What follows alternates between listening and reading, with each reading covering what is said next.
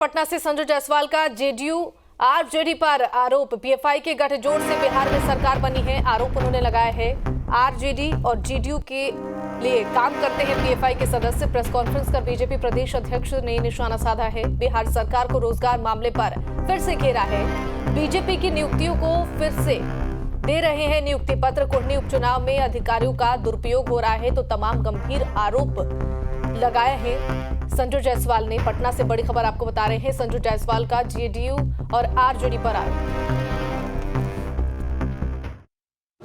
मैं सदैव इस बात को कहते रहा हूं कि यह जो सरकार बनी है, यह पीएफआई के जो तत्व जदयू में सरकारी अफसर के तौर पर मौजूद हैं और पीएफआई के तत्व जो वोटर के तौर पर राजद में मौजूद हैं, उन दोनों के गठजोड़ से यह सरकार बनी है। और इसलिए इस तरह की धमकियां, इस तरह के कार्रवाई करने का ये लोग हक समझ रहे हैं। पर भारतीय जनता पार्टी किसी भी हालत में इस तरह की चीजें नहीं होने देगी। हम सरकार को चेतावनी देते हैं कि अगर इस तरह के बातों को संज्ञान में लेकर के और तुरंत प्रोफेसर मिश्रा को सुरक्षा मुहैया कराएं।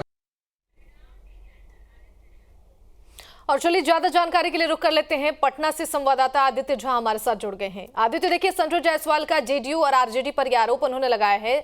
उन्होंने कहा कि पीएफआई के गठजोड़ से बिहार में सरकार बनी है।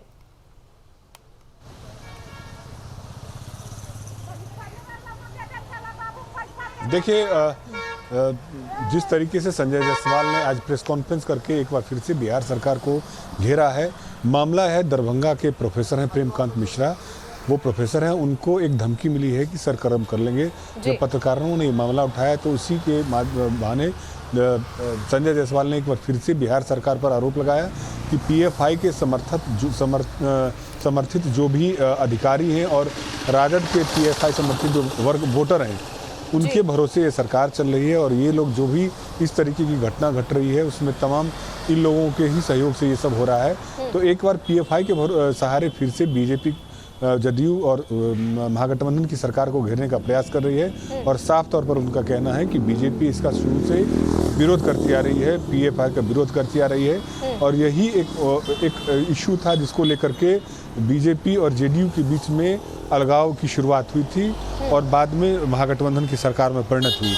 लेकिन संजय जायसवाल के बयान पर जिस तरीके से प्रतिक्रियाएं आ रही है, आरजेडी और जदयू दोनों के नेताओं ने साफ तौर पर कहा है कि बीजेपी फिर से एक बार धार्मिक उन्माद और जो उसका हिडन एजेंडा है उस एजेंडे पर काम कर रही, ताकि जो समाज में अलगाव की स्थिति पैदा होती है और जो धर्म के आधार पर जो राजनीति होती है उसको बढ़ावा देने का फिर से बीजेपी प्रयास कर रही है। तो संजय जायसवाल के इस बयान के बाद बिहार की सियासत एक बार फिर से गर्म हो गई है, क्योंकि संजय जायसवाल के निशाने पर जेडीयू और आरजेडी के बहाने बिहार में जो भी अधिकारी हैं उनको और वोटर तक को टारगेट किया गया है संजय जायसवाल की तरफ से।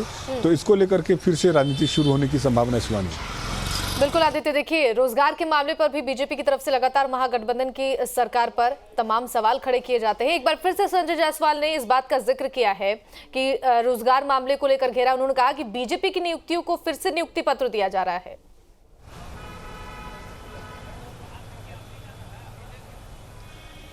जी बिल्कुल, उन्होंने एक बार फिर से जो बिहार सरकार की तरफ से पिछले कुछ दिनों से जो नियुक्ति पत्र बांटी जा रही हो, चाहे वो राजस्व कर्मचारी का नियुक्ति पत्र हो, चाहे जल संसाधन विभाग का हो, या 10,000 से ज़्यादा जो सिपाहियों की जो नियुक्ति हुई है, तो इस नियुक्ति पत्र के बहाने संजय जायसवाल ने एक बार फिर से महागठबंधन की सरकार को घेरा है। उनका साफ कहना है कि एनडीए के शासनकाल में जो भी नियुक्तियाँ हो गई थी उन्हीं नियुक्तियों को फिर से नियुक्ति पत्र बांट करके नीतीश कुमार अपनी वाहवाही ले रहे हैं।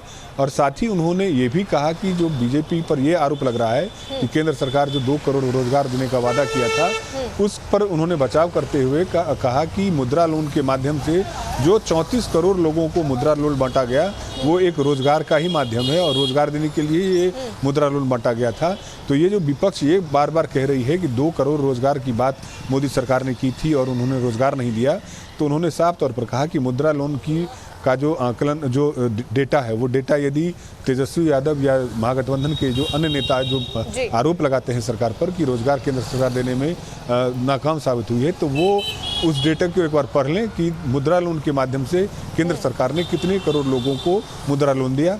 लेकिन बिहार में जिस तरीके से नियुक्ति पत्र बिहार सरकार बांट रही है, उनका कहना है कि ये नियुक्ति पत्र विशुद्ध रूप से एनडीए के शासनकाल में तमाम नियुक्तियां हुई थी, नौकरी कर रहे थे, लेकिन जनता का आयवश करने के लिए और लोगों के बीच में ये भ्रम पैदा करने के लिए कि बिहार में जब से महागठबंधन की सरकार बनी है तब से वो लोग नियुक्ति की प्रक्रिया और नियुक्ति पत्र बांट रहे हैं। तो ये जनता के साथ छलावा नीतीश कुमार कर रहे हैं।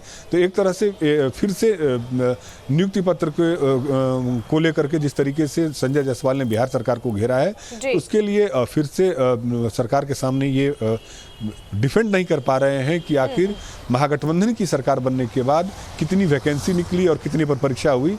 ये एक प्रश्न चिन्ह है महागठबंधन के तमाम नेताओं के सामने। जी शिवानी, बहुत शुक्रिया आदित्य आपका इन तमाम जानकारियों के लिए। बढ़ते अगली खबर की ओर। शिवसेना नेता आदित्य ठाकरे कल पटना आए थे। मुख्यमंत्री नीतीश कुमार और उप मुख्यमंत्री तेजस्वी यादव से उनकी मुलाकात हुई। इस मुलाकात पर भाजपा ने नीतीश कुमार पर तंज कसा है। बीजेपी प्रदेश अध्यक्ष संजय जायसवाल ने कहा कि तेजस्वी की कृपा से नीतीश कुमार और आदित्य ठाकरे की मुलाकात हुई।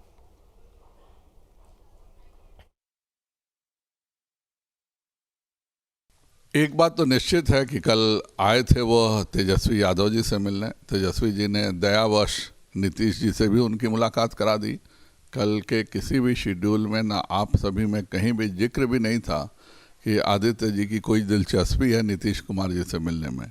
और यह अपने आप में बताता है कि राजनीतिक तौर पर नीतीश कुमार जी किस स्तर तक अप्रासंगिक हो चुके हैं, और अप्रासंगिक व्यक्ति कहीं भी जाए उससे अंतर क्या पड़ता। तो सीएम नीतीश की आदित्य ठाकरे से मुलाकात को लेकर देखिए बीजेपी की तरफ से अब लगातार निशाना साधा जा रहा है। मुख्यमंत्री नीतीश कुमार से कल आदित्य ठाकरे ने मुलाकात की और जिसको लेकर अब संजय जायसवाल ने उन पर निशाना साधा। उनका कहना है कि तेजस्वी यादव की कृपा से ही नीतीश कुमार से आदित्य ठाकरे की मुलाकात हो सकी।